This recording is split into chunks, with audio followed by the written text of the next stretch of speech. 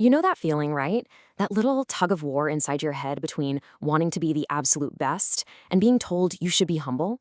Well, it turns out that feeling isn't just you. It's a deep cultural conflict that's been raging for 2,500 years. So let's dive in and trace the ancient roots of this war that's happening inside Western civilization. It really all comes down to this, doesn't it?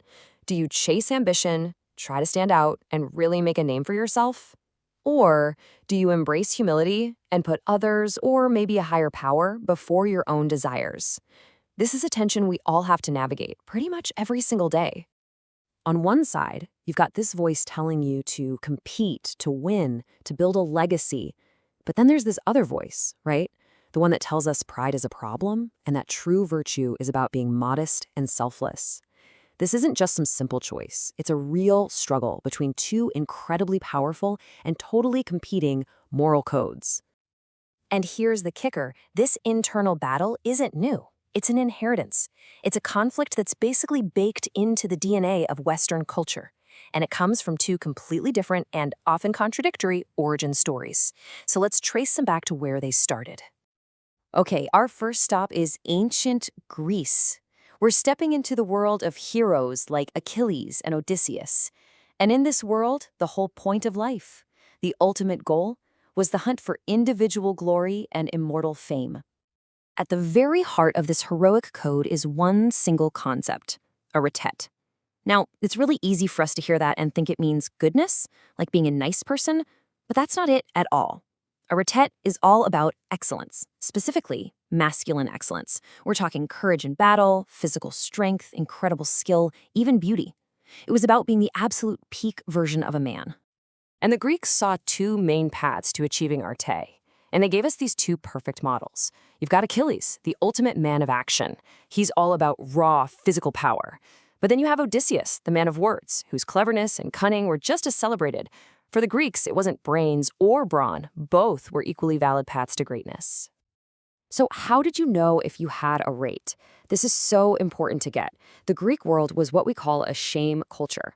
Your worth had nothing to do with your private conscience, or what we'd call guilt. It was all external. It was all public. Your value was literally measured by the honor your community gave you. Being shamed in public, that was the worst thing that could possibly happen to you. And this quote just nails the central problem for the Greek hero. You had this massive, overwhelming drive for personal glory, to be the best. But that glory means absolutely nothing unless your community is there to see it and approve of it. So even the greatest hero of them all, Achilles, couldn't just do whatever he wanted. He had to balance his own ambition with the rules of the society that actually gave his life meaning.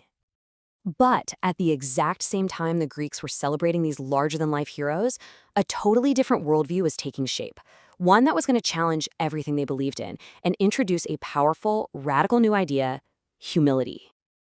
Just think about where the great Greek stories put their focus.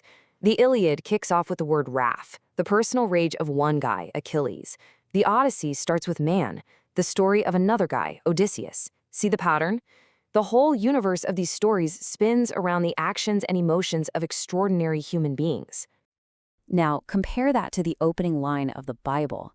It doesn't start with a hero. It doesn't start with a human feeling. It starts with God. And that's a monumental shift. The center of the universe is no longer humanity. It's a divine creator. The entire way of looking at life and morality just got completely flipped on its head. And in this new story, the ideal state isn't some buzzing city full of heroes. It's a quiet, pre-social paradise with just two people. And what causes everything to go wrong? Pride, the desire for knowledge that would make them like gods. And the punishment for that pride? They get thrown out into the world we know, a world with society, hard work, pain, and death, all framed as the direct result of sin. Okay, let's jump back to Greece for a second, because we need to see where all their ideals actually played out. This whole Greek concept of glory needed an arena, right? A stage where heroes could compete and get the recognition they craved. And that stage was a brand new revolutionary idea, the polis, the city-state. Now, this was happening during an incredible period of change. The Greeks were literally coming out of a dark age. They kick off the Olympic Games, which helps create a shared Greek identity. They get literacy back with a true alphabet. They start sailing all over the Mediterranean, setting up new colonies. All of this motion and energy laid the groundwork for the classical world and the rise of the polis. And this is such a powerful, mind-bending idea, captured perfectly by the poet Alcaeus. For the Greeks, the polis wasn't the buildings, it wasn't the walls. The city was the citizens. It was a community of people. The idea was that the people were the city, not the place. This idea became so fundamental that the philosopher Aristotle actually defined a human being as a politikon zoon, basically a city-dwelling creature. He argued that if you lived without a polis, you had to be either a beast or a god, but you couldn't be fully human.